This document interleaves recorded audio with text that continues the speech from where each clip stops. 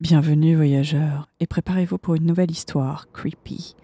Avant ça, afin d'encourager la chaîne, abonnez-vous, likez la vidéo et partagez en commentaire ce que vous aimeriez entendre par la suite. Allez, on y va. Pourquoi vous ne pouvez pas parler aux morts?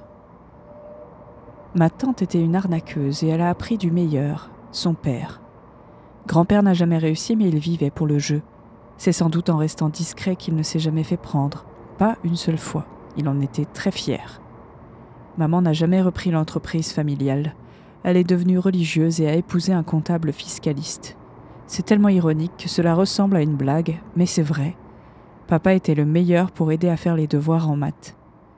Les relations plus colorées de maman ont été tenues à l'écart pendant toute mon enfance, de peur qu'elle ne me corrompe et me pousse à suivre un chemin de vie plus intéressant. Tante Cassie était la seule à pouvoir s'immiscer dans ma vie.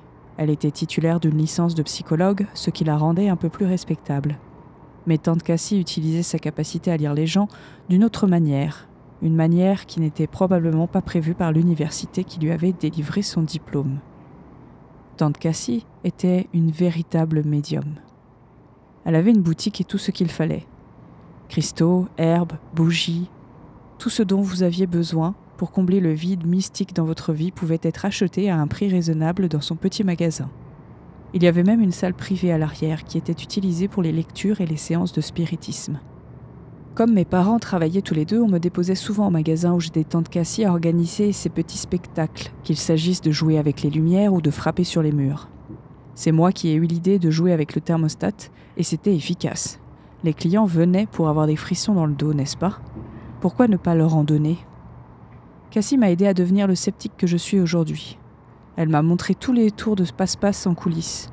Nous regardions des émissions télévisées avec des magiciens et des médiums, et Cassie m'expliquait toutes les étapes, de la lecture à froid à la façon de repérer une plante dans le public. Après un épisode particulièrement convaincant, j'ai posé la question qui s'imposait. Est-ce que tout cela ne pourrait pas être réel? La réponse de ma tante fut ferme. Les morts ne parlent pas, petite.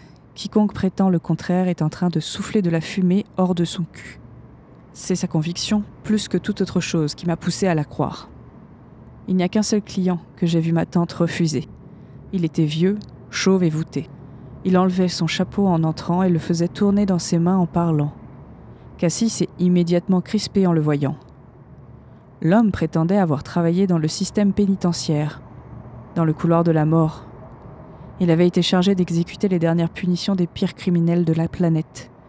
Dans sa vieillesse, cela le tourmentait, lui rongeait l'âme. Il voulait que Cassie contacte les âmes de ceux qui l'avaient tué pour qu'ils puissent s'excuser et demander pardon avant de les rejoindre.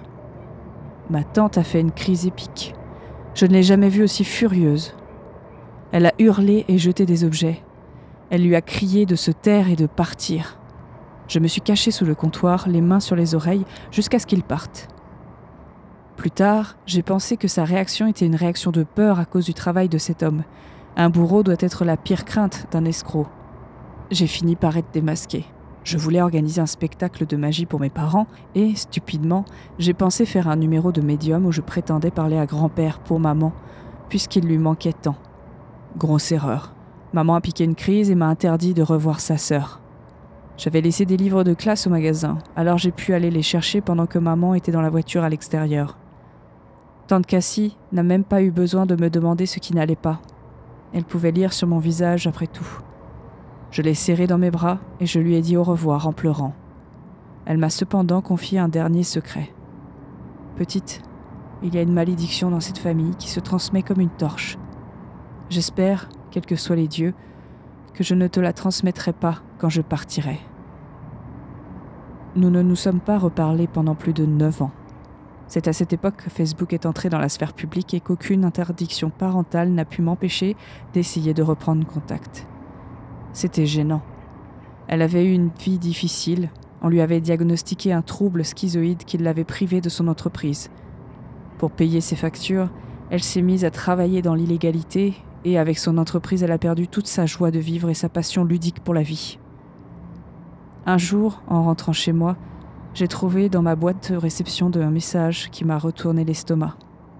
« Je t'aime, ma fille. Souviens-toi de ce que je t'ai dit. » J'ai composé son numéro déjà en pleurs. Pas de réponse. Cela ne m'a pas empêché de recomposer le numéro encore et encore et encore. J'étais trop perturbée pour en parler à ma mère. La police l'a fait pour moi le lendemain. Accident de voiture, conducteur ivre. L'enterrement était flou. Des parents que je n'ai jamais vus en chair et en os remplissaient l'église.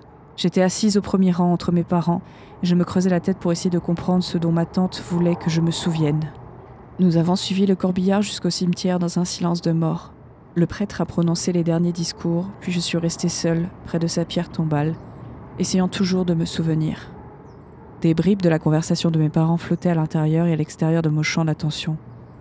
Si seulement Cassie n'avait pas été aussi énigmatique. Je ne m'attendais pas à ce qu'il y ait si peu de monde. C'est dommage. Peu de monde ? Cela me dérangeait. Le service était pratiquement plein à craquer. Je me suis retournée pour dire quelque chose et j'ai enfin compris. Derrière mes parents, il y avait une foule de gens, tous debout et regardant fixement devant eux. Mes parents ne leur prêtaient pas la moindre attention. Le prêtre a marmonné quelques condoléances apaisantes et s'est excusé, passant au milieu de la foule sans déranger personne. À la tête du groupe, Cassie avait la même apparence que le jour où je l'avais vue pour la dernière fois. Tous les repos en paix du monde n'auraient servi à rien. Sa bouche était grande, grande ouverte, et juste comme ça, j'ai su. J'ai su ce qu'était la malédiction familiale. Et je sais pourquoi les morts ne parlent pas. Ils sont trop occupés à crier. Ah ouais ? Bon, à la limite, est-ce que ça nous dérange vraiment qu'ils peuvent pas dialoguer ? Qu'en pensez-vous ? Vous vous attendiez à cette fin ? Partagez ça en commentaire, likez la vidéo et abonnez-vous pour pouvoir voir les prochaines en avant-première. À bientôt.